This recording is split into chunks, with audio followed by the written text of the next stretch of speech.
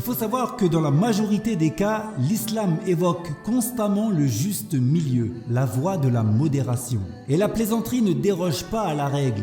La loi islamique n'interdit nullement de plaisanter, mais la bienséance évoque de faire preuve de modération.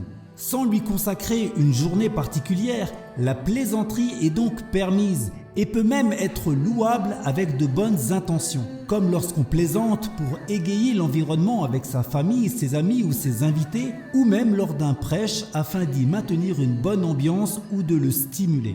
Il est connu que notre prophète alayhi salatu wassalam plaisantait avec sa famille et ses compagnons. Il arrivait même qu'il souriait au point de découvrir ses molaires. Notre prophète, bien qu'il fût un chef religieux et un juge pour les gens, était d'une compagnie agréable et facile. Il donnait des surnoms à ses compagnons, mais restait constamment dans la véracité, la décence et le respect. L'imam Ahmed et Abu Daoud rapportent que l'épouse du messager de Dieu, sallallahu alayhi wa sallam, Aïcha, raconta qu'un jour, alors qu'elle accompagnait le prophète dans un de ses voyages et qu'elle était encore jeune et mince, le prophète lui proposa de faire une course. Ce faisant, il la laissa gagner et n'évoqua plus cet événement jusqu'à ce que Aïcha l'oubliât.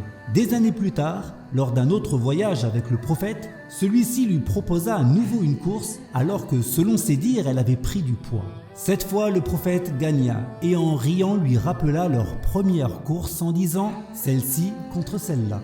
Il a été dit « la plaisanterie dans la parole est comme le sel dans la nourriture. Sans lui, elle a moins de saveur, mais avec excès, elle est désagréable. Ainsi, soyons modérés dans nos plaisanteries, comme lorsque nous mettons du sel dans nos plats. Il convient que la plaisanterie soit en quantité qui suffirait à réjouir.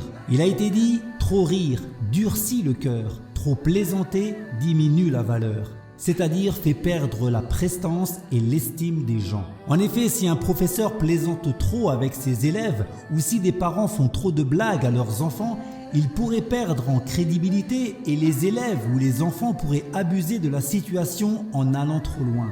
At-Tabarani rapporte que le messager de Dieu sallallahu alayhi wa sallam dit en ce sens « Certes, je plaisante, mais je ne dis que la vérité ». C'est-à-dire qu'il arrivait au prophète de plaisanter comme nous l'avons dit, mais il ne disait que ce qui est en droit de dire sans jamais mentir.